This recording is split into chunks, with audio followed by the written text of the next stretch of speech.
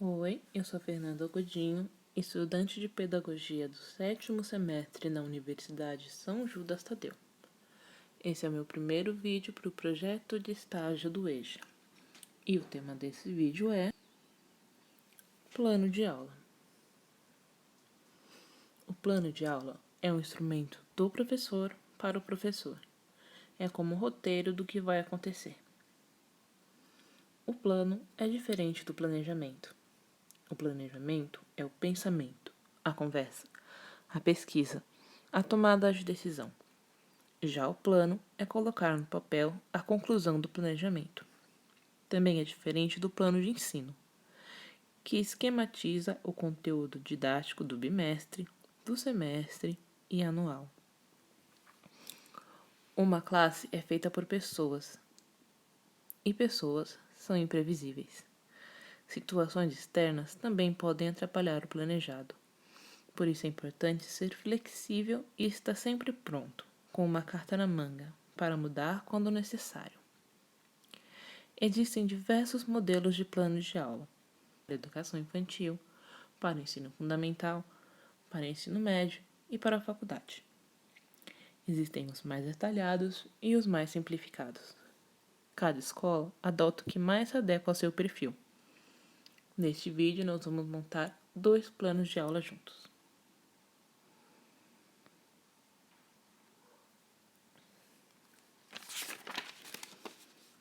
Este é o primeiro modelo, o mais simples.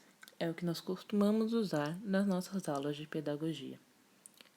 Começamos pelo cabeçalho, que identifica a escola, o curso, a disciplina, o professor, a duração e a data. Neste caso, a escola é a Universidade São Judas, o curso é EJA, a disciplina é Língua Portuguesa. Professor Fernanda Godinho, duração de uma aula e a data 15 de abril de 2020.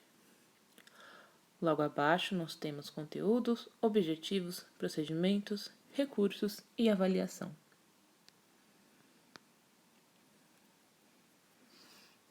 Para esta aula, o conteúdo é a caixa surpresa, atividade no caderno e roda de conversa.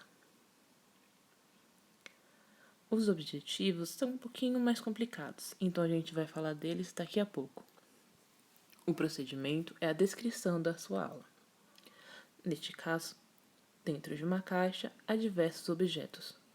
O professor retira um por um e pergunta o nome deste para os alunos.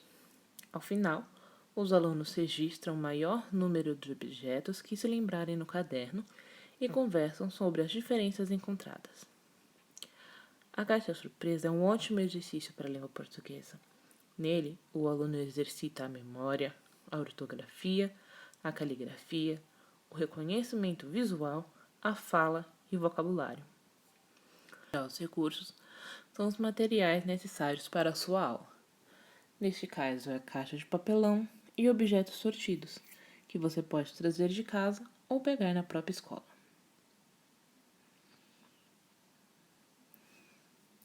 Esta aqui é uma tabela de verbos, que nos ajuda a decidir os objetivos da aula.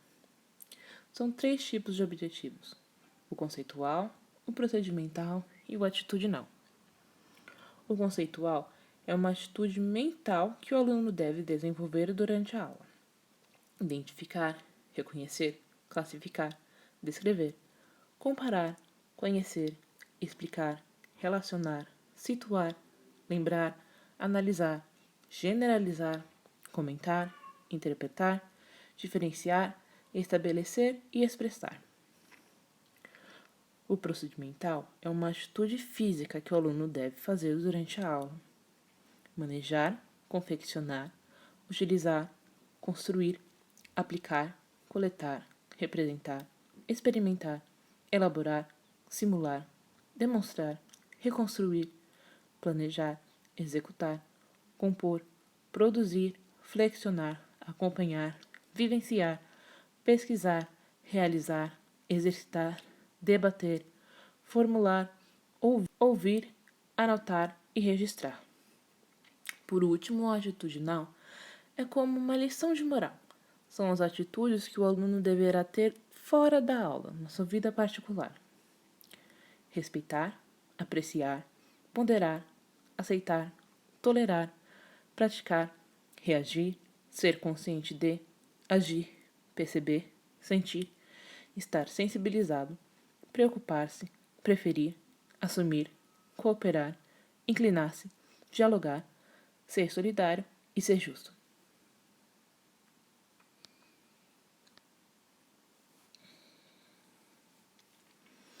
Para este plano de aula, os objetivos escolhidos foram: reconhecer diferentes objetos, registrar em formato de lista e perceber as diferenças nas linguagens.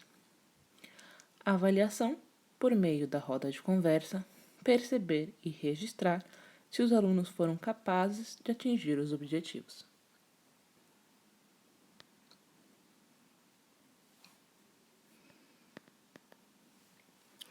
Esse outro plano de aula é um pouco mais complexo e bem aliado com a BNCC. A BNCC é a Base Nacional Comum Curricular. É um documento recente que procura nortear a educação no Brasil. Como o nome já diz, é uma base que indica o que cada faixa etária deveria estar aprendendo. Ela vem sendo implantada gradualmente desde 2013 e ter um bom domínio dela é um grande diferencial no currículo.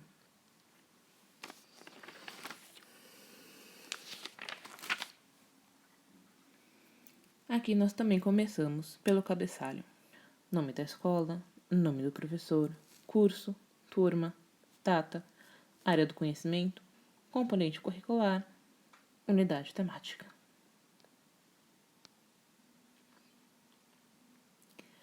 Neste caso, o cabeçalho ficou assim: nome da escola, Universidade São Judas, nome do professor, Fernanda Godinho, curso, EJA, turma, terceiro ano, data, 20 de abril de 2020, área do conhecimento, matemática, e componente curricular, matemática. Unidade temática e números.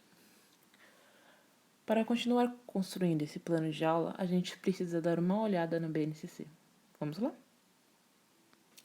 Aqui está um pedaço da tabela do que os alunos do terceiro ano precisam aprender.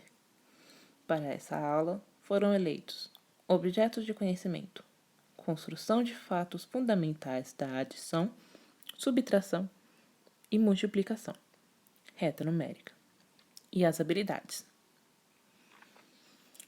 Estabelecer a relação entre números naturais e pontos da reta numérica, para utilizá-la na ordenação dos números naturais e também na construção de fatos da adição, da subtração, relacionando-os com o deslocamento para a direita ou para a esquerda. Agora é só copiar no nosso plano de aula. As competências gerais e as competências específicas também estão na BNCC. Vamos dar mais uma olhadinha.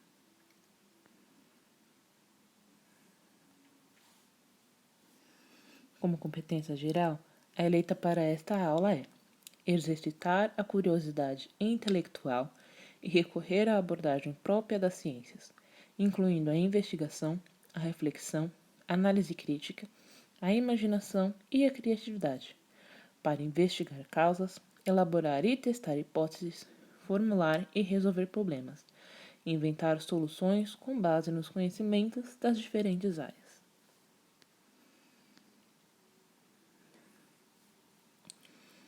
Como competências específicas, as eleitas foram as seguintes. Número 1.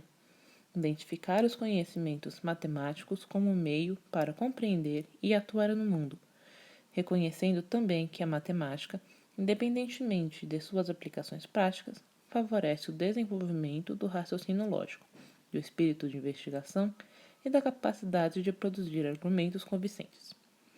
E a número 8. Sentir-se seguro da própria capacidade de construir e aplicar conhecimentos matemáticos, desenvolvendo a autoestima e a perseverança na busca de soluções. Mais uma vez, é só copiar para o seu plano de aula.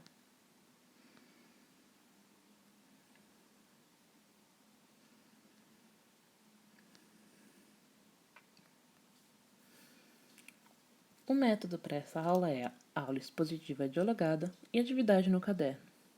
Os recursos: livro didático, lousa e giz. A metodologia é a descrição da sua aula. O professor começa fazendo uma revisão da matéria.